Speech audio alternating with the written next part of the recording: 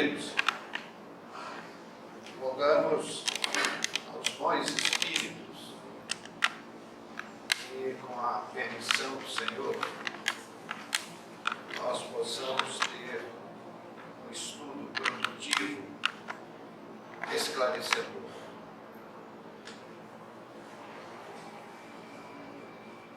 A estrada terminava ali. A estrada era aquela pissarra dura, causticada pelo sol. Acabava ali naquela praia formada pelas cheias daquele grande rio caudaloso. Do outro lado do rio, a floresta agressiva, fechada, intensa, onde rugiam as feras e as serpentes se esgueiravam pelas matas. Poucas pessoas se arriscavam a chegar àquela região, temendo pela própria vida. Só os experientes mateiros é que ali penetravam no afã da busca de algumas preciosidades. Ali estava, naquela praia, aquelas palafitas pernaltas, que logo se adivinhava a cheia do rio onde chegava. Ali vivia, naquele quilombo, toda uma coletividade de regiões remotíssimas desse nosso grande Brasil. No começo, foram os quilombolas, os escravos fugidos das fazendas. Mas com o passar dos decênios, chegaram os caiçaras, chegaram os caboclos, e todos aqueles moradores do sertão brasileiro, e ali se criou toda uma miscigenação para o nosso estudo. Na cabeceira daquela coletividade havia um grande barracão. Ali ele residia. Muitos diziam que ele já tinha mais de 100 anos, filho da África, fugido há muitos anos, carapinha branca, dotado de uma extraordinária mediunidade. Então nós vemos como Deus socorre seus filhos, às vezes em recursos inusitados, mas mesmo naquele rincão remotíssimo, ninguém estava esquecido da providência divina. No barracão do pai Joaquim, tinha de tudo. Ele, usando fibras vegetais, era capaz de encanar ossos partidos. Ele era de fazer inveja à ortopedia do Hospital das Clínicas, com aquela sua habilidade que os médicos desencarnados transferiam. Numas prateleiras viam-se vidros de álcool de fruta, álcool destilado por ele mesmo em alambique de barro, por ele mesmo construído num improviso extraordinário, onde ele deitava ervas, venenos. A Fiocruz ficaria encantada com os recursos daquele africano dedicado ao próximo. Ali ele era o delegado de polícia, o policial, o juiz de paz, o juiz de direito, o médico, o dentista, o ortopedista. Era o conselheiro, era o amigo, era o médium. Ele era tudo. Para aqueles quilombolas que não tinham qualquer assistência das autoridades. E lá, a cada 4 anos, aparecia um cabo eleitoral que chegava no barraco daquele negro dedicado. O senhor tem CGC? Olha, aqui nós temos de limão e maracujá, mas se o senhor disser como é que faz essa CGC, nós faz também, tá? Então, meus amigos, era aquele povo para os quais só existia a misericórdia do Cristo. Na frente do barraco daquele bondoso filho da África havia um poste com um sino de bronze. E toda a coletividade atendia a um sinal. Quando ele batia forte o sino de bronze, todo mundo se refugiava nas suas casas, nas suas palafitas, porque havia perigo. Ali não havia arma de fogo. Aquela sociedade era de irmãos, quase todos miscigenados em expressões culturais simplistas. E 3 badaladas no sino, passou o perigo. Em uma certa radiosa manhã, ouviu-se o sino do pai Joaquim chamando a atenção da coletividade. E todos correram para as suas palafitas, só se via as mães recolhendo os filhos, subindo para o alto das casinholas, fechando portas e janelas. Havia perigo no ar. E nós estamos nessa noite com o conselho dos nossos tutores espirituais, lembrando o amor das mães. Ali, meus amigos, aquela mãe reuniu os filhos, contou os filhos, que pobre tem que contar. E faltava um. Meu Deus, onde foi parar o filhinho? E as crianças começaram a procurar naquela casa pobre, até que um deles, olhando pela fresta da palafita, viu o irmãozinho lá no meio do rio. Estava ele com água pelo peito, trêmulo. Um detalhe: uma imensa onça pintada caminhava pela areia da praia, ronronando. Todo felino detesta a água, assim como as pessoas que não são muito chegadas ao banho. E o felino ia lá numa ponta da praia, ronronando, e voltava, babando. Não queria entrar na água, porque sabia que o menino haveria de sair dali e a onça faria o seu desjejum naquela radiosa manhã. Das palafitas, o povo olhava boquiaberto, assustado. E agora? Aí o irmãozinho falou: mamãe, o Juninho está lá no meio do rio. Ela disse: daqui ninguém sai, que eu vou lá buscar o meu filho. Abriu a porta, desceu a escadinha, e quando pôs o pé na areia, a onça, com seus sentidos aguçadíssimos, voltou sua cabeça e deu um urro de tremer o chão. Ela fechou a portinhola e não se intimidou. Foi passo a passo pela areia do rio, passou a alguns poucos metros da fera, que se agachou, assim como aquele felino que iria dar um salto letal. E ela, de cabeça erguida, atravessou todo o caminho entrou no rio, pegou o filho e pôs no colo. O menino estava gelado.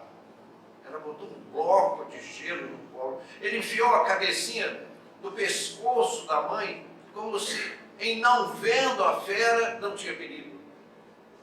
E abraçava, pareciam bracinhos de aço, apertar-lhe no pescoço.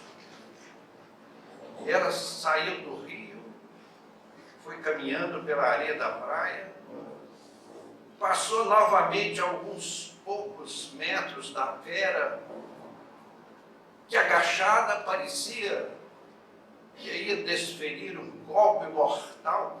Todo aquele quilombo, todas aquelas palafitas, o povo olhava pelas frestas, lívidos, pasmos de terror. Em que momento haveria um ataque mortal daquela imensa fera sobre aquela mãe e aquela criança? E ela passou pelo animal sem olhar. Foi em direção à sua palafita, abriu a porta, fez o menino subir, subiu atrás, fechou a porta. E toda aquela coletividade de algumas centenas de almas respiraram em alívio. Alguns minutos mais tarde, a fera deu um grande urro, correu pela praia, embrenhou-se na mata e desapareceu. Pai Joaquim deu 3 badaladas no bronze do sino, informando a coletividade que o perigo havia passado. Todos saíram das suas casas e foram buscar aquele que também era um filósofo, aquele extraordinário médium curador, que cuidava daquela coletividade. Ele era o centro espírita local. Se comunicava com relativa facilidade com os pajés das suas tribos africanas desencarnados. Ele trazia as suas novidades, indicava medicações, eram, na verdade, os curadores desencarnados. E todos acorreram para aquele barraco. Pai Joaquim, o que aconteceu? O negro velho deu um sorriso matreiro e disse: por que a onça não atacou aquela mãe com um filho no colo? Há uma explicação muito simples, meus irmãos. É porque a onça era mãe também. E as mães têm sentimentos desde as eras primitivas, meus amigos. Jesus, no capítulo 19 de Mateus, nos lembrou, desde o começo, Deus os fez macho e fêmea. Busquemos nas páginas da história, Jesus era homem, Maria era mulher. Maria de Magdala, mulher belíssima, que deixou vibrante história nas páginas do Evangelho, e que aqui sobre esse teto já fizemos uma palestra sobre Maria de Magdala, contando a sua história. Então, meus amigos, a onça não atacou aquela mãe porque a onça era mãe também. Há muitos anos, nós, por uma permissão do juiz das execuções, fazíamos um trabalho de palestras espíritas na penitenciária. Durante muitos anos fizemos esse trabalho. Foi um trabalho que nos deixou grandes recordações. Nós tivemos a oportunidade de fazer amizades e conhecer dramas humanos terríveis. Conhecemos um tecelão, ex-tecelão, que cumpria pena na penitenciária por homicídio. Ele trabalhava numa tecelagem e havia um capataz que tinha uma implicância com ele, não gostava dele e o perseguiu por dia. E tanto perseguiu, que um dia ele perdeu a cabeça. E saíram numa luta corporal, e o capataz escorregou, foi para trás e bateu com a cabeça no tear em movimento, e teve morte quase instantânea. Esse moço, que era um chefe de família, tinha vários filhos, toda uma família que vivia à custa do modesto salário daquele tecelão e dos trabalhos daquela heróica mãe, que depois de cuidar da casa, de todos os seus compromissos domésticos, e ainda sobrava tempo para buscar algum ganho extra para socorrer a família. Então esse tecelão foi preso, não podia pagar uma defensoria adequada, foi condenado e nós o conhecemos na penitenciária. E aquele excelentíssimo doutor, juiz de direito, era espírita, amicíssimo nosso. Dizia ele: eu não posso julgar a revelia das leis, mas posso, como cristão, em socorro dos que sofrem, daqueles que são atropelados pelas malhas da lei, sem uma defesa adequada, cumprir a lei. O homicida há de pagar pelo seu crime.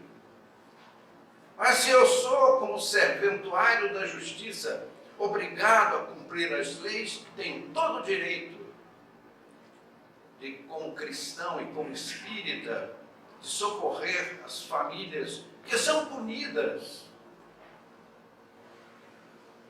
pela pena imposta àquele que cometeu o equívoco de tirar a vida do seu semelhante. Então, atendendo a este princípio, nós fomos visitar o casebre onde vivia a família daquele tecelão. Meus amigos, era de chorar. Nós, às vezes, nos queixamos do nosso cabelo, não é isso? O cabelo, às vezes, não fica no lugar que gostaríamos. As senhoras e senhoritas, especialmente as senhoras, não sem artifícios. Existe uma série de produtos que ela pode ficar com o cabelo tão negro como a asa de um corvo, louros, como aquelas atrizes de Hollywood, Marilyn Monroe, e vai por aí. Nós homens somos um pouco mais limitados nesse aspecto, embora tenham aqueles que também façam um esforço para mudar a cor. Então nós ficamos zangados pelas ínfimas coisinhas da vida. E, meus amigos, eu fui visitar a casa daquela família, era de chorar. Barraco que, quando chovia, chovia mais dentro do que fora. Aquelas crianças magras, subnutridas, vestiam-se em andrajos. Mas o que mais me surpreendia era o esforço daquela mãe, que não reclamava de nada. Ela dizia: Deus é muito bom conosco. Eu tenho amor dos meus filhos. O que eu quero mais? É que nós não conhecemos a miséria de perto. Nós sempre olhamos as expressões superiores do ponto de vista econômico, financeiro, e almejamos subir. Mas seria bom, de vez em quando, darmos uma olhadinha para baixo. Não estamos esquecidos pela misericórdia divina. Então nós fazíamos esse trabalho. Uma certa feita, nós íamos à casa de detenção de uma das capitais do Nordeste, onde, por questões de trabalho profissional, estávamos residindo durante algum tempo. Hoje isso já é arcaico, já nem é mais permitido. Mas aquela casa de detenção ficava no centro da cidade. Era um prédio de paredes muito altas, aquelas janelas gradeadas. E ali nós íamos periodicamente fazer exatamente o que fazemos hoje aqui. Falar àqueles presidiários, homens válidos, saudáveis, que tiveram a sua liberdade cerceada, muitos por crimes hediondos. E uma certa feita, lá íamos nós cumprir o nosso dever de consciência. Quando nos aproximamos, nos chamou a atenção do outro lado da rua uma mulher magra. Usava um vestidinho de chita estampado, modesto. Era magra, mas via-se que era uma pessoa musculosa, habituada aos serviços braçais rudes, uma sandalinha gasta, velha, e ela andava pela calçada, olhando para o alto, para as janelas daquela grande fachada, aquelas janelas com grossas grades, procurando alguém. E andou para lá, andou para cá, e num dado momento ela nos viu. E se os nossos olhos se encontraram, eu pude ver naqueles olhos verdes uma expressão de angústia. Então ela veio na nossa direção, disse: moço, eu conheço o senhor. Você pensa que não? Eu sei quem é o senhor. Eu sei que o senhor tem possibilidade de entrar aí. Porque eu não tenho. Porque eu sou mulher. Porque eu sou pobre. Não precisava falar muito. Mas eu lia naquele rosto uma expressão profunda de angústia e de desespero. Ah, seu moço, por favor, me faz uma caridade. Me ajuda a entrar aí com o senhor, com o seu grupo. Mas por que a senhora quer isso? Porque faz um ano que eu não vejo meu filho. E eu estou ralada de dor, de saudade. Se o senhor fizer essa caridade, eu vou me lembrar do senhor para toda a vida. Porque o senhor não faz ideia o que sofre um coração de mãe a ter um filho enclausurado, sem poder ver.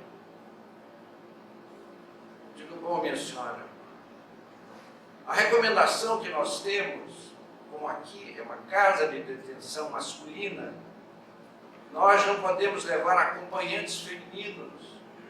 E ela disse: será que eu ainda sou feminina? Olha para mim, senhor. Eu sou pele e osso. Minha vida eu só conheci sofrimento. Tá bom, a senhora entra no nosso grupo e nós vamos tentar introduzi-la para a senhora ver seu filho. Ela juntou-se ao nosso grupo, passamos pela portaria, chegamos ao hall, como ali estávamos com uma permissão oficial. Veio o funcionário que nos recebia sempre e que via com muita simpatia os nossos esforços, porque nós íamos ali falar de Jesus.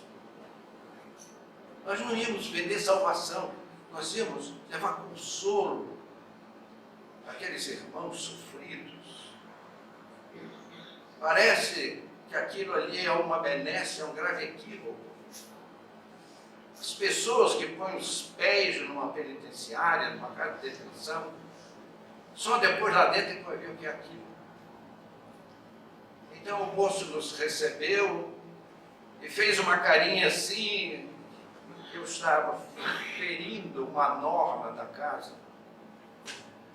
Mas aquela mulher estava tão desesperada que ela não se fez de rogar. Moço, eu entrei aqui, moço, porque eu quero ver meu filho.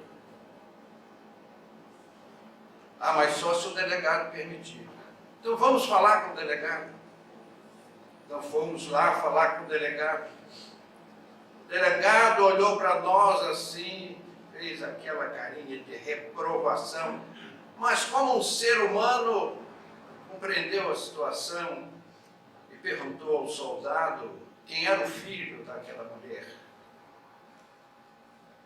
Então o soldado cochichou no ouvido do delegado, porque eles se comunicavam por números. As pessoas perdem a personalidade, perdem a identidade, são identificadas por números.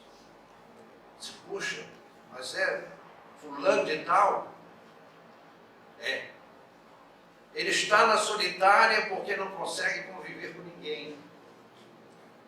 Então, chama o Francisco, o Pedro, e daqui a pouco eram 4 brutamontes que foram lá na solitária para buscar o filho daquela mulher.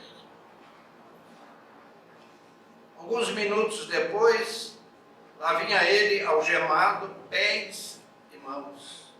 Era um filho da África, de mais de 2 metros, provavelmente mais de 100 quilos de peso, de uma musculatura invejável.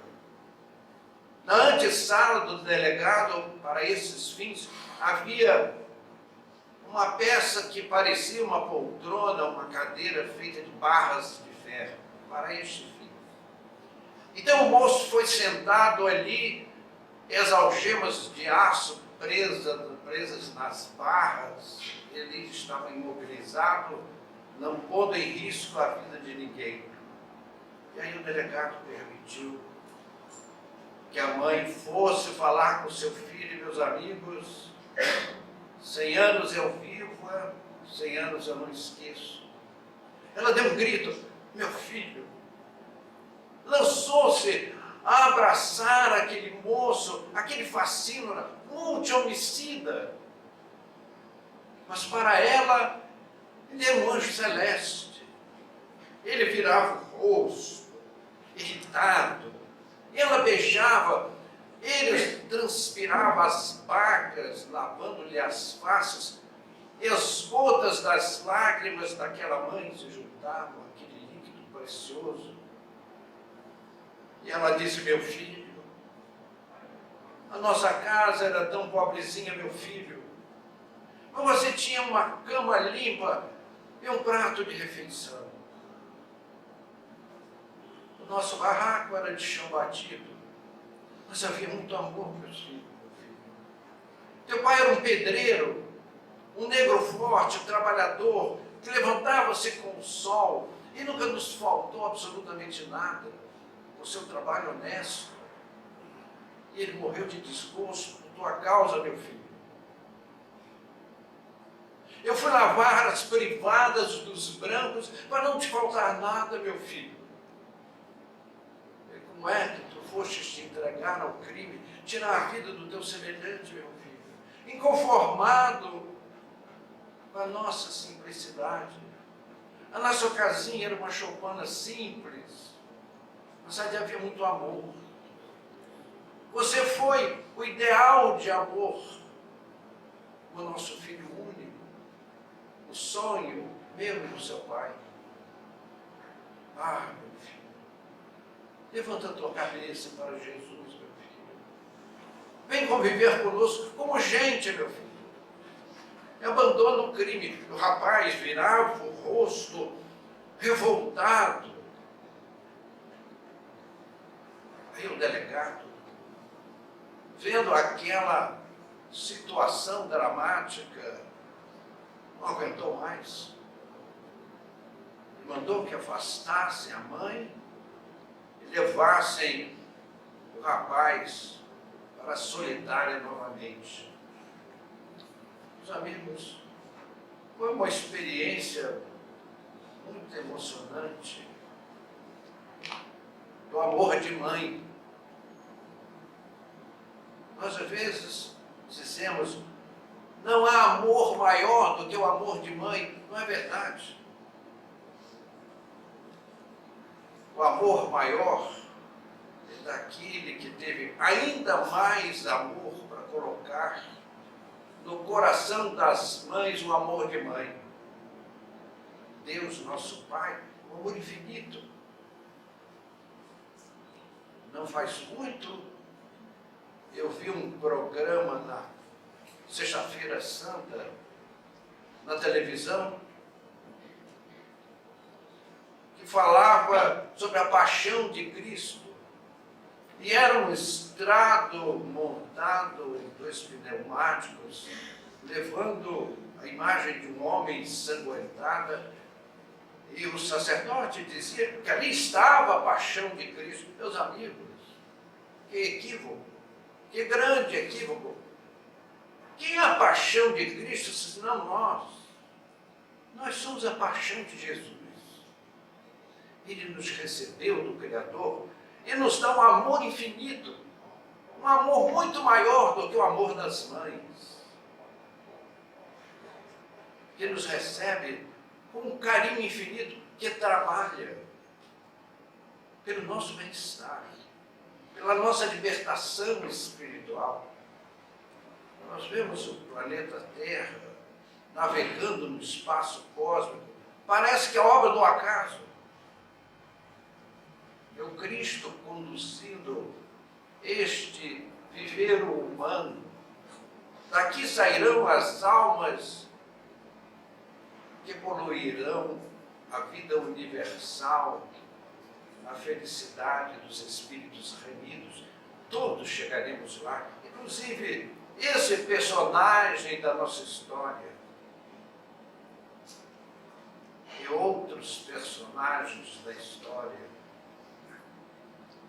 que agora nos lembramos. Depois de muito tempo, sobre os quadros sombrios do Calvário, Judas, cego no além, errava solitário. Era triste a paisagem, o céu era nevoento, cansado de remorso e sofrimento, sentara-se a chorar. Por isso, nobre mulher de planos superiores, limpada de celestes esplendores, que ele não conseguia divisar, chega e afaga a cabeça do infeliz. Em seguida, num tom de carinho profundo, quase em oração, ela lhe diz: meu filho, por que choras? Acaso não sabeis? Responde o interpelado, claramente agressivo: sou morto e estou vivo, matei-me. E novamente estou de pé, sem consolo, sem amor e sem fé. Não ouviste falar de Judas, o traidor? Sou eu, que aniquilei a vida do Senhor. A princípio julguei poder fazê-lo rei, mas apenas lhe impus sacrifício, martírio, sangue e cruz. E em flagelo e aflição, eis ao que a minha vida agora se reduz. Afastai-vos de mim, deixai-me sofrer este inferno sem fim, nada me pergunteis, retirai-vos, Senhora. Nunca entendereis a dor que me aflige, jamais compreendereis a minha dor infinita, o assunto que lastimo é unicamente meu. Mas a dama, calma, respondeu: meu filho, sei que sofres, sei que lutas, sei a dor que te causa, o remorso que escutas. Venho apenas falar-te de Deus é sempre amor em toda parte. E acrescentou serena, a bondade do Pai jamais condena. Vem por mãe em busca de um filho amado, sofre com paciência a dor e a prova, breve terás uma existência nova. Não se sinta sozinho ou desprezado.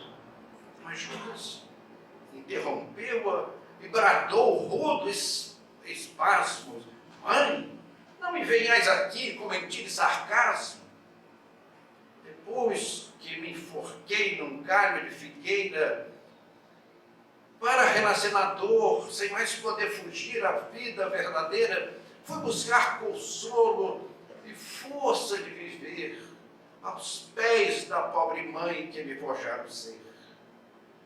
Ela me viu chorando, escutou os meus lamentos, mas teve medo dos meus sofrimentos, expulsou-me a esconjuros, chamou-me monstro por sinal. Disse que eu era apenas o espírito do mal e me impôs terrível retrocesso à zona infernal, de onde certamente eu vinha. Ah, como detesto lembrar a horrível mãe que eu tinha. Não me faleis de mãe, não me faleis de amor, eu sou apenas um monstro sofredor. Ainda assim, a nobre dama disse docemente: por mais que me recuses, não me altere. Amo-te, filho meu. Amo-te e quero ver-te novamente a vida maravilhosamente revestida de paz e luz, de fé e elevação. Levar-te-ei comigo numa nova existência de esperança. Dar-te-ei novo abrigo, dar-te-ei nova mãe. Pensa e descansa. Judas, nesse instante, como se olvidasse a própria dor gigante, como quem se desgarra de pesadelo atroz, perguntou: quem sois vós, que me tratais assim, sabendo-me traidor? Sois bendita mulher, irradiando amor, o anjo celestial de quem preciso a luz. Ela, no entanto, a fitá-lo frente a frente, respondeu simplesmente: meu filho, eu sou Maria, sou a mãe de Jesus. Maria Dolores. Obrigado, senhores.